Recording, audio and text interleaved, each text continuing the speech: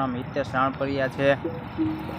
હું આ સ્પામાં નોકરી કરું છું। મારો પગાર 15,000 અને આ કિશોરભાઈ કાનોત્રા મારા શેઠ છે, જે આ સ્પાના માલિક, બરાબર।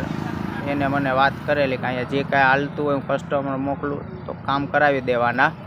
કોઈ આવે સ્ટાફના માણસો કે કોઈ તો મારી સાથે વાત કરાવી દેવાની।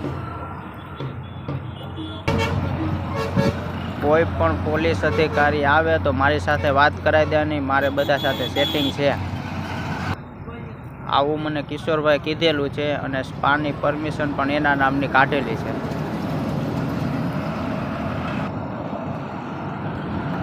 કિશોરભાઈનું કામકાજ વકીલનું છે અને આ સ્પાની માલિકી પણ કિશોરભાઈની છે અને હું ત્યાં 15,000 પગારમાં કામે રહ્યો છું।